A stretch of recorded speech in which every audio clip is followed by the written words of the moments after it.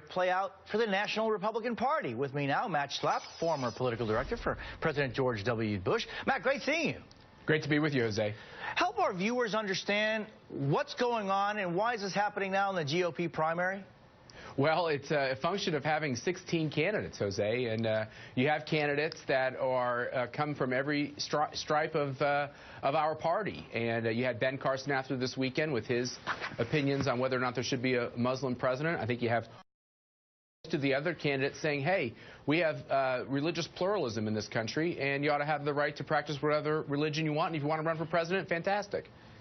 Now, looking at what we've heard so far from all this 400 candidates that are running for the Republican Party for the past couple of months, and Matt, let's just go over some of them. You've had some say that the folks that cross over from Mexico without documents are rapists and killers and horrible people. You have some, same one, calling Carly Fiorina ugly. Now that a Muslim should not be president. It's more than just one, and then Is it coincidental that those are the ones that are leading the pack? Yeah, look, what's happening in the Republican Party is something that makes a lot of people inside the Beltway incredibly nervous. These outsiders, these people who have not spent one day in elected office, are leading the pack. And when it comes to Donald Trump, they're really worried because, he's running for president in this kind of unplugged reality show type of way where he just says what he thinks.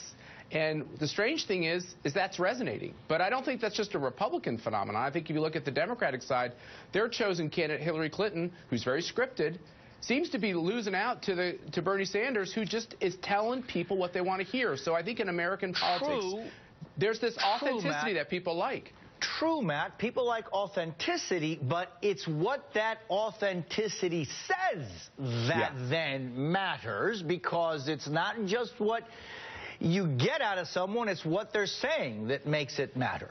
That's very fair, and there's no question that we've had points in this during this Republican contest where some things that were said that I would rather not have been said, and I think it would be better if all these candidates focused their attention on what they want to do to make America better, and also what we do to grow our coalition. If Republicans run the same strategy they did in 2008 and in 2012, I believe we'll lose again. We have to expand the numbers of people that believe conservative solutions are the right solutions. Oh, well, Matt, and let's talk about that 212 autopsy the GOP famously released.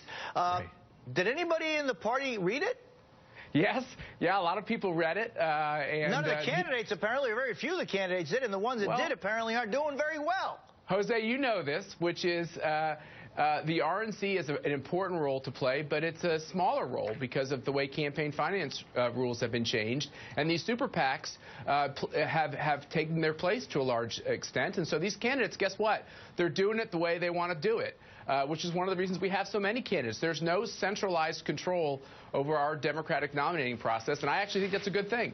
Yeah, but Matt, when you hear, most of the undocumented, the crossover rapists and killers, and some are good people, and you hear this latest batch, what do you think? What goes through your head? Well, of course, I'm married to a Hispanic, Cuban-American, and I believe, thank God, that her family came to this country. And I believe that the Hispanics who have come to this country and the people who have come to this country from other places have made America better. I'm a Republican who's pro-immigration. I think we've made a mistake. Look, I worked for President Bush. I think we've made a mistake when we've also glossed over the downsides of illegal immigration. And I think we ought to just be honest. It is a problem when our government doesn't understand who's here, who's overstaying their visa, and this criminal element that I think President Obama has made worse by letting people out of detention. We ought to be honest that that's a problem. We ought to get rid of that problem. We do have to secure our borders, but we have to understand that our economy, even if you look at the economy, not just the moral and the cultural questions, we need to have immigrants to supplant jobs in our economy. So we ought to have that conversation. I still hope that we can come together and get something done in these areas, because it's a tragedy that we have a completely broken system. And Matt, I think everybody agrees that it's a broken system. And the first people that want to see those criminals, the rapists, the people who shoot and kill young men and women are the undocumented community that have to live with them and can't call the police because they live with them and they're the first ones to be victimized by it, but they can't call the police for fear of them being deported as well.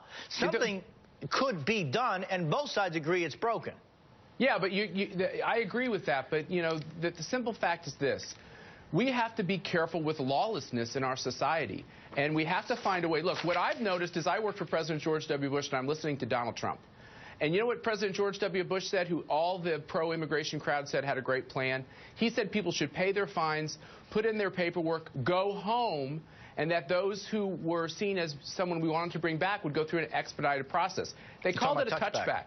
Yeah. And you know what Donald Trump is saying? He's saying, he's using much different language. He's saying everybody's got to go home and all the good ones have to come back. If you actually look at what these folks are saying, they're not that far off. Take birthright citizenship out of it. They're not that far off.